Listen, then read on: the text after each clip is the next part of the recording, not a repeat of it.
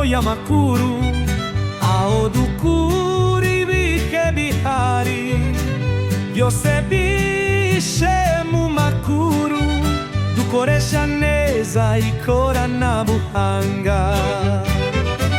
Kivu News, Kivu News, aho ukuri kurangwa, buri gihe tugufasha kumenya ibyo utegereje bizakare. Hano turabagezaho amakuru uko byifashe mu karere kacu, inyungu z'ubwiza n'amajyambere. Kivu News, turi kumwe nawe.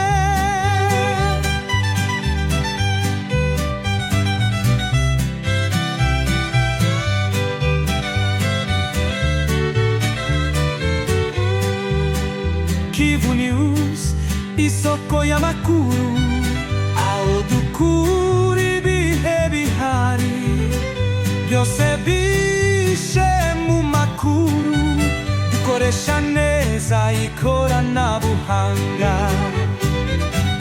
Kivu News, Kivu News, aho ukuri kurangwa, buri gihe tugufasha kumenya ibyo utegereje bizakare. Kuvuga amakuru ni inshingano, kubaka ubumwe duhana icyerekezo, tuzirikane ibyiza byacu. Kivu News iteka tuzayishimira. Kivu News, Kivu News, turabakunda turabashimiye, muri kumwe nawe mu rugendo buri gihe. Kivu News.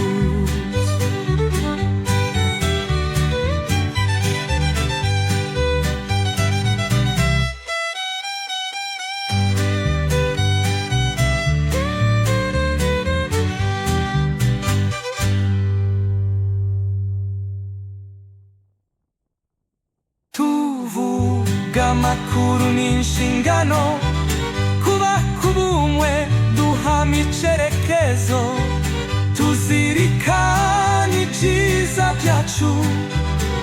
Kivu News iteka tuzayishimira. Kivu News, Kivu News, turabakunda turabashimiye, muri kumwe nawe mu rugendo buri gihe. Kivu News.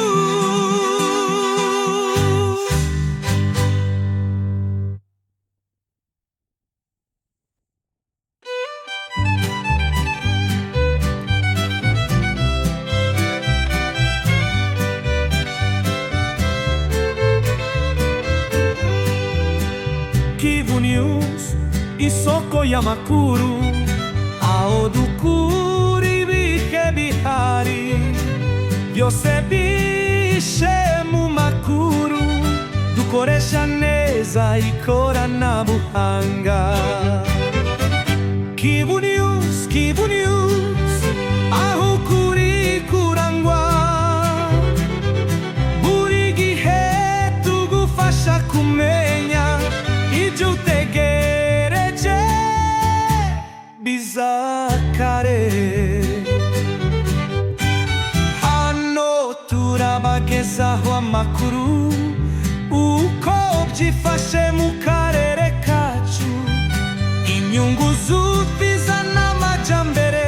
Kivu News, turi kumwe nawe.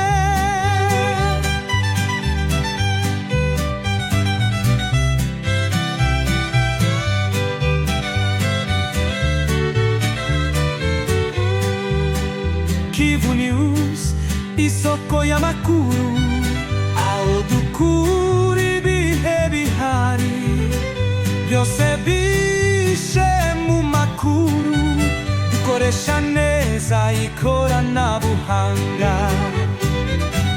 Kivu News, Kivu News, aho ukuri kurangwa. Buri gihe tugufasha kumenya ibyo tegereje bizakare. Kuvuga amakuru n'inshingano, kubaka ubumwe duhana icyerekezo, tuzirikane ibyiza byacu. Kivu News iteka tuzayishimira. Kivu News, Kivu News, turabakunda.